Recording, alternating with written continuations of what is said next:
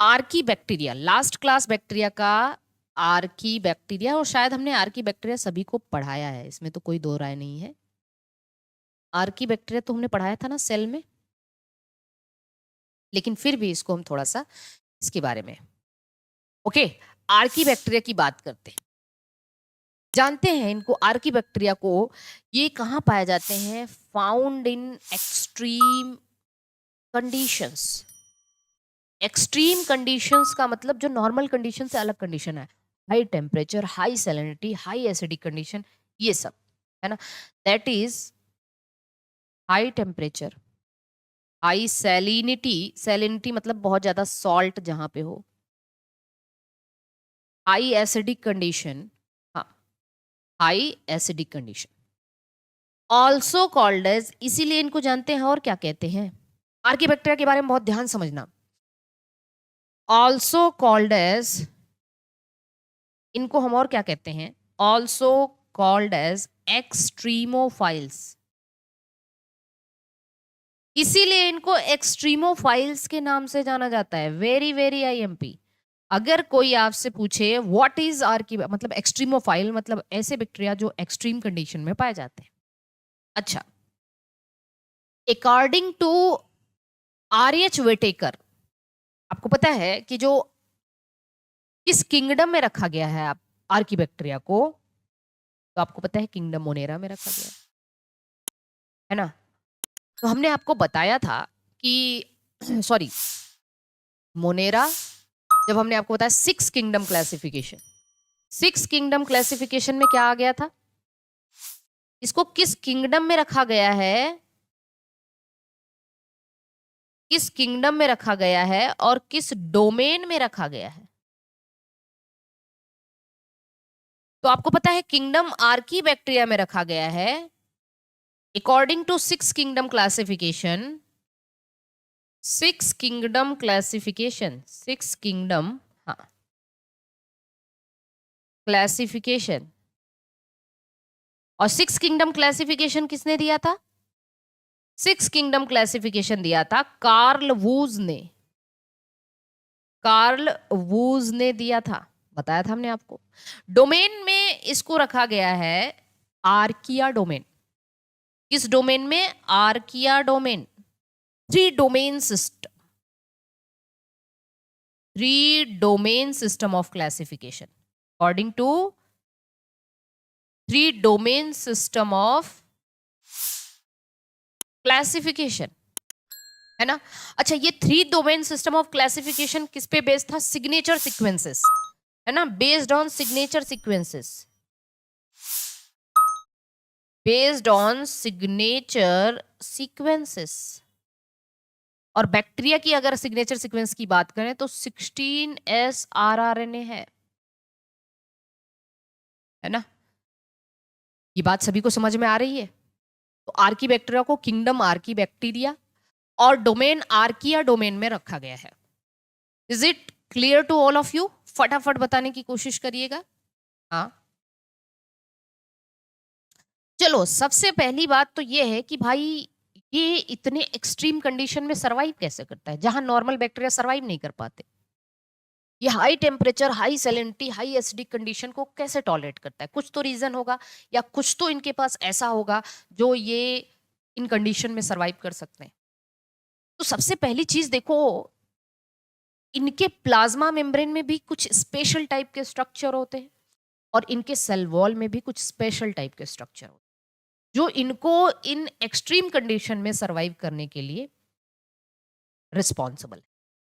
तो सबसे पहले हम इनके प्लाज्मा मेम्ब्रेन का स्ट्रक्चर समझने की कोशिश करते हैं।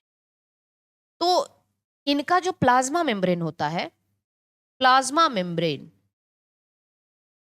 अब सबके प्लाज्मा मेम्ब्रेन में लिपिड होता ही होता है, लेकिन प्लाज्मा मेम्ब्रेन में that contains branched lipid, highly branched lipid. Lipids बहुत ब्रांच्ड होते हैं जो इनके प्लाज्मा मेम्ब्रेन को बहुत ही स्ट्रेंथ प्रोवाइड करते हैं। अब आपसे ये पूछा जाता है कि पहली चीज तो ब्रांच्ड लिपिड होता है, ठीक है, और दूसरी चीज होता है इंस्टीड ऑफ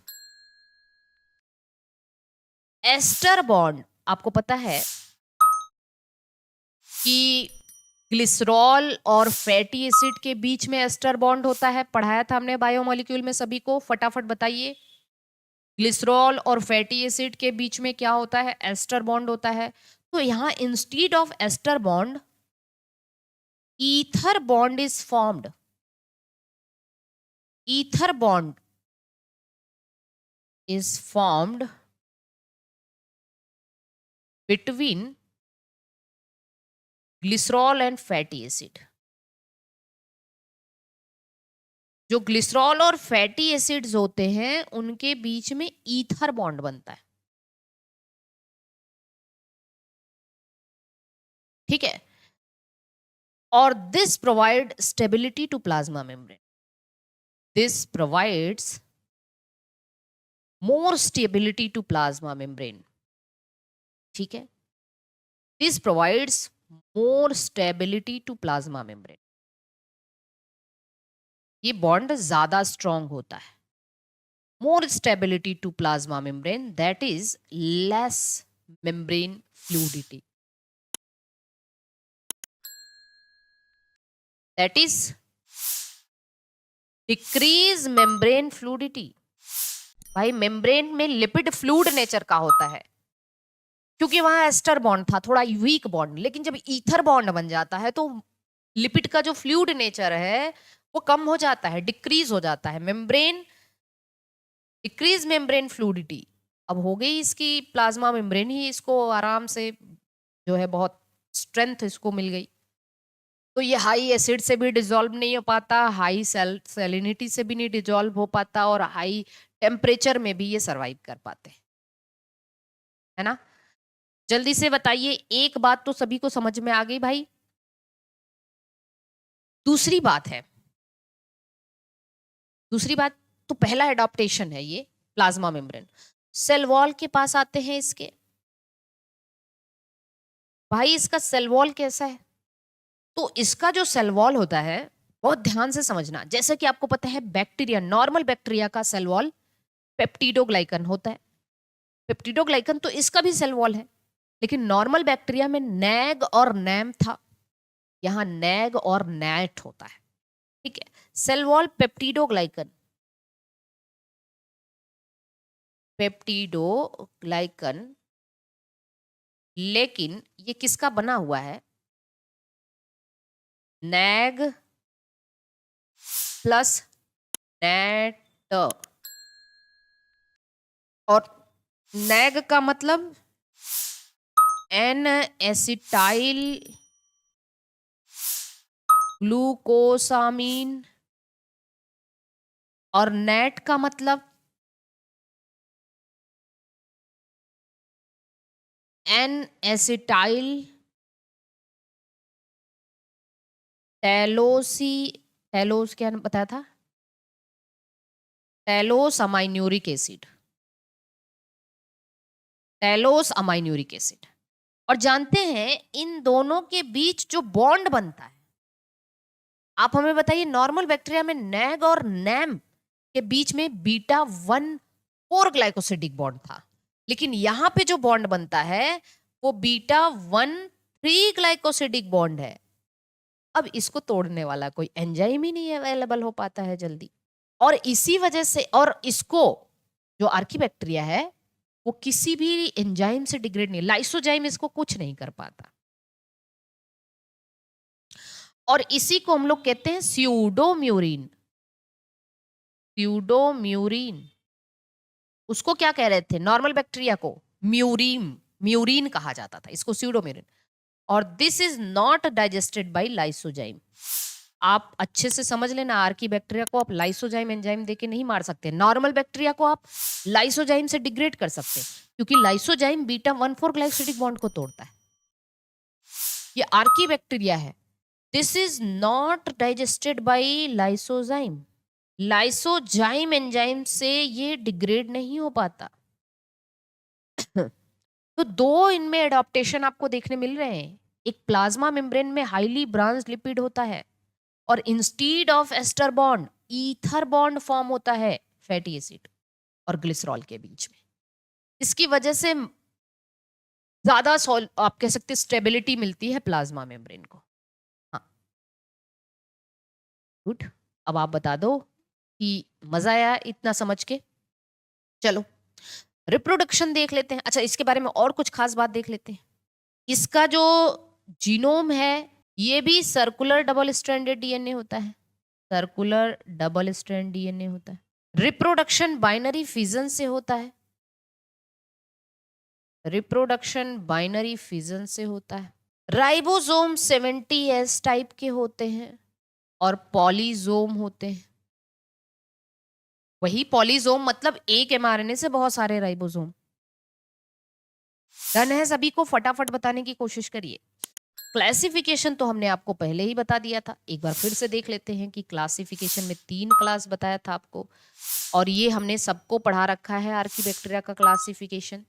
जब हम सेल पढ़ाते हैं उस वक्त हम जरूर पढ़ाते हैं, और मुझे उम्मीद है कि हम सब लोगों को पढ़ा चुके हैं।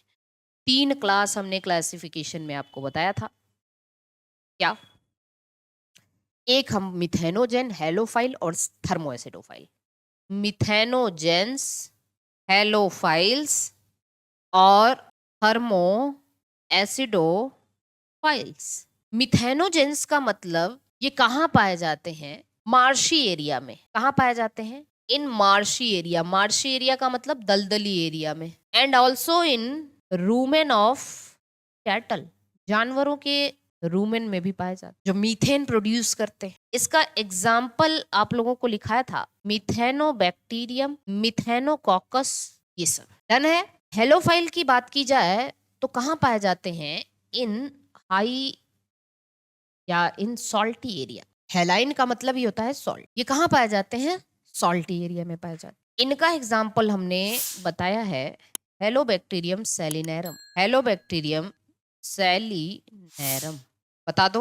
और थर्मोएसिडोफाइल में हमने कहा था कि ये हाई टेम्परेचर और एसिडिक कंडीशन में पाए जाते हैं। हाई टेम्परेचर, लो पीएच। लो पीएच मतलब एसिडिक कंडीशन। इनके तो कई सारे एग्जाम्पल बताए थे हमने आपको। इनका एक एग्जाम्पल है थर्मस एक्वेटिकस बैक्टीरिया, एक एग्जाम्पल है, इसके बारे में और बताया था ना, थर्मस एक्वेटिकस हो गया, और पायरोकॉकस फ्यूरियोसस हो गया, पायरोकॉकस फ्यूरियोसस हो गया, थर्मोकॉकस लिटोरेलिस हो गया, थर्मोकॉकस लिटोरेलिस हो गया।